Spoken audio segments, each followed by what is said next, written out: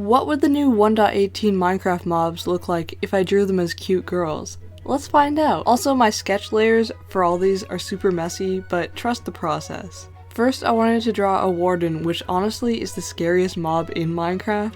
It guards treasures in the deepest parts of Minecraft's caves and deals an incredible amount of damage if it senses you. I say sense because wardens are completely blind. They literally don't have eyes, which makes sense because they live their entire lives in dark caves.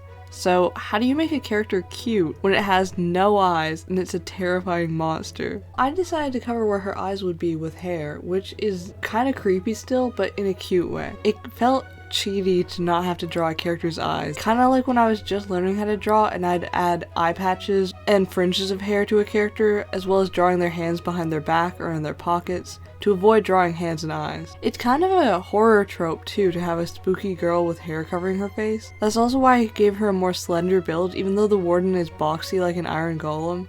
I wanted her to look intimidating in a supernatural way, rather than just because of physical strength. Plus, I don't want players to be able to escape the warden's attacks by just running through a small gap in the cave that the warden can't reach. I think that the actual warden has some mechanism where it can phase through blocks. Oh, also before I forget, consider subscribing.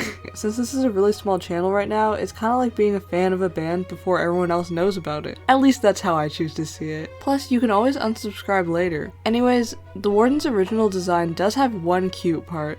Its chest cavity is full of little blue souls. I was reading up on the wiki, and it seems like the souls flash bright blue in time with the warden's heartbeat, and they get faster the more damage it takes. Scary. But the souls themselves are cute, and I added little sparkles around her souls. I guess maybe they fuel wardens? Honestly, there isn't a lot of info out about wardens yet. We don't even know what they'll drop once they're in the game. Also, I gave her long acrylic nails to scratch Minecraft Steve with, like a girl boss. In the Caves and Cliffs update, there's a lot of vines and cave lichen and moss, so her outfit is made of that kind of stuff. Her pose is supposed to look like she's ready to attack, and she's listening intently for any sounds of a player. Because the warden's sense of hearing is supposed to be amazing, sensing vibrations in the air with its horns to detect prey, I made her horns slime-like, as if they'll ripple from any slight sounds and be perfect for hearing a player.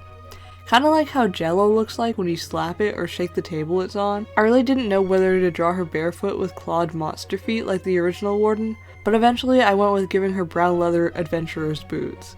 I picture they're from one of the past players she killed a really long time ago, so I drew some moss on them that's accumulated over the years. Also, I really liked adding pixel squares to her hair, even though I didn't add them to the others.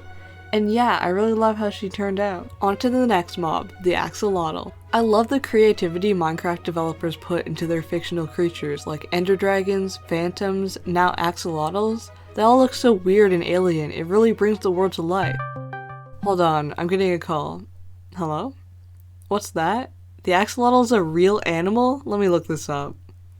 Ew! It looks like a water bingus. Anyways, this design is based off the Minecraft axolotl, not the real thing. I wanted her pose and her hair to make her look like she's floating underwater, and I feel like axolotls are pretty playful and active. They swim around super fast underwater, they hunt fish. So I gave her a sporty swimsuit and hairstyle, and a couple friendship bracelets. I also added flowy and translucent elements to her clothing, her ribbons, and the trim on her swimsuit to go with her fins. I know the fins on actual axolotls don't look like how I drew them, but the Minecraft ones do, and I think it's cuter this way. Consider it artistic liberty. Her hair is way more rounded and cartoony than the warden girl.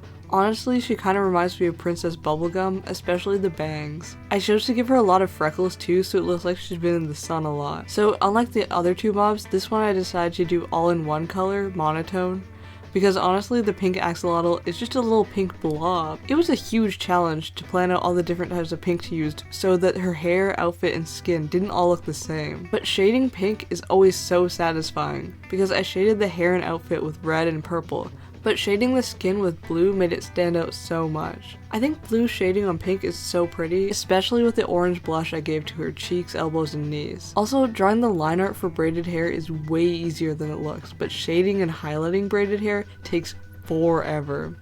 I easily spent over an hour on her hair alone. I think it paid off though. This little series is the first time I'm drawing hair digitally, so it's a bit of a learning process. I really like her webbed hands, that's cute.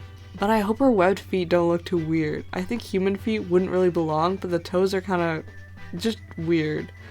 I think it looks okay though, let me know what you think. But yeah, that's the finished piece. I think I did a good job. So now the glow squid is my favorite by far, and it also took me the longest to draw. I went through so many sketches when I was coming up with her design, and I think the way I incorporated her hair into a squid's like bulbous head is actually genius. Not to toot my own horn. I found this design from a squid girl from an anime while I was doing some research. I've never watched the anime, I hope it's not like a really weird one, but I loved how her long hair imitated tentacles, so I added that to my own design. Which I like because it's like her actual tentacles match her hairstyle, they're kind of mirroring each other. It honestly looks a lot like the Warden's hair, but lighter. You can see I went with a more intricate design for her corset top in the sketch layer, but I ended up simplifying it a lot because I just didn't like the lace-up detail and I thought that its sleeves were too similar to the axolotl outfit. Sometimes when designing a character, I feel like less is more, especially because I want the attention to be on her body design, not her clothing. Also, I don't know if I'm the only one, but I literally thought squids only had 8 tentacles like octopuses, but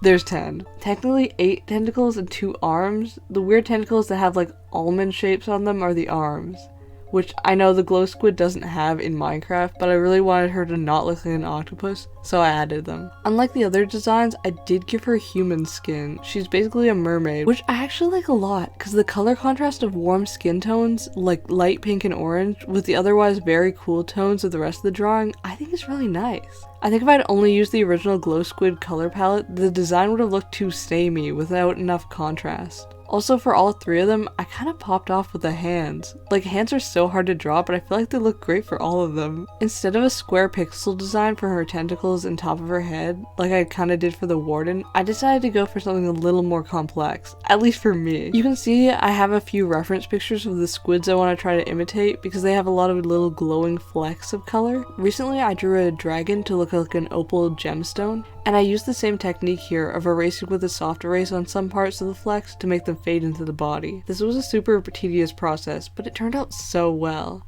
This is the last one I drew, and I think I've improved how I color hair, because in this one it honestly looks so pretty, like glowing, flowy water. I know I'm congratulating myself a lot, and there are people that can draw way better than me, but this is good for me. Do you know what I mean? I also gave her freckles just like the axolotl, which isn't super realistic because glow squids probably live super deep underwater and never see like sunlight, but it looked pretty, so. Also, drawing lips is so satisfying, like using a soft erase brush to make it look all faded out and ombre. I tried to make her eyes a lot more mysterious and distant than the axolotl ones too. Wow, this video took a long time to make. Let me know if you want to see more like this. I kind of want to make a video of turning Minecraft blocks into cute girls. And yeah, we're done. This is the lineup of all 3. What a transformation from the original mobs. Also, consider subscribing if you haven't already. I mean, you got to the end of the video. Okay, bye!